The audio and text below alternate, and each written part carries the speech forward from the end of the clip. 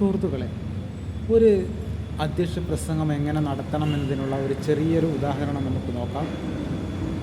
പ്രിയമുള്ളവരെ, നമ്മുടെ ഈ പരിപാടി ഔപചാരികമായി ഉദ്ഘാടനം ചെയ്യുന്നതിന് വേണ്ടി വളരെ നേരത്തെ തന്നെ ഇവിടെ എത്തിച്ചേർന്നിരിക്കുന്ന ശ്രീമാൻ നരേന്ദ്രൻ മാവൂർ, കൂടാതെ ഈ സംഗമത്തിന് മുഖ്യപ്രഭാഷണം നടത്തുന്നതിന് വേണ്ടി നമ്മളുടെ ക്ഷണം സ്വീകരിച്ച് ഇവിടെ എത്തിച്ചേർന്നിരിക്കുന്ന ശ്രീമതി സിന്ധു മേഡം, എനിക്ക് മുന്നേ ഈ സംഗമത്തിന് സ്വാഗതം പറഞ്ഞ എൻ്റെ പ്രിയ സുഹൃത്തു കൂടിയായിട്ടുള്ള ബിജു കണ്ണൂർ, നിരവധി ആശംസാ പ്രാസംഗികരാണ് ഇവിടെ എത്തിച്ചേർന്നിട്ടുള്ളത്.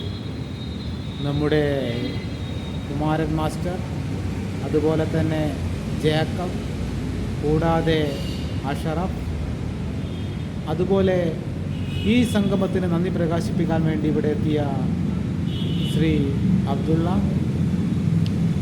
വേദിയിലും സദസ്സിലും ഉപസ്ഥരായിരിക്കുന്ന പ്രമുഖരിൽ പ്രമുഖരായ വ്യക്തിത്വങ്ങളെ, നല്ലവരിൽ നല്ലവരായ നാട്ടുകാരെ, യുവ സുഹൃത്തുക്കളെ,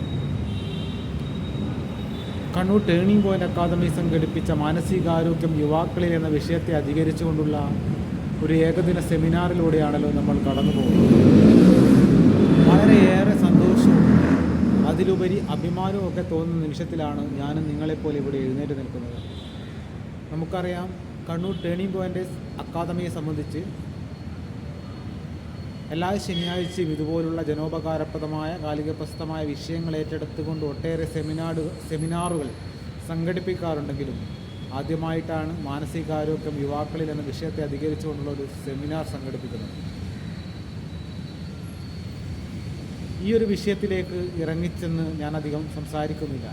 നമ്മുടെ സ്വാഗത പ്രാസംഗികൻ സൂചിപ്പിച്ചതുപോലെ ഈ ഒരു പരിപാടിയുടെ, ഈ ഒരു സെമിനാറിൻ്റെ പ്രാധാന്യം ഉൾക്കൊണ്ടുകൊണ്ട് ഈ ഒരു പരിപാടി കഴിയുന്നത് വരെ നിങ്ങളുടെ സാന്നിധ്യവും സഹകരണവും ഒക്കെ ഉണ്ടാകണമെന്ന് ഓർമ്മിപ്പിക്കുകയാണ്.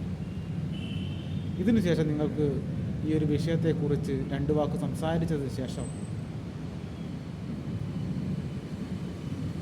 ഈ ഒരു പരിപാടി ഔപചാരികമായി ഉദ്ഘാടനം ചെയ്യുന്നതിന് വേണ്ടി നമ്മളുടെ ഉദ്ഘാടകനെ ഈ വേദിയിലേക്ക് സ്നേഹത്തോടെ ക്ഷണിക്കുന്നു എന്ന് പറഞ്ഞുകൊണ്ട് അധ്യക്ഷ പ്രസംഗം അവസാനിപ്പിക്കാവുന്നതാണ്.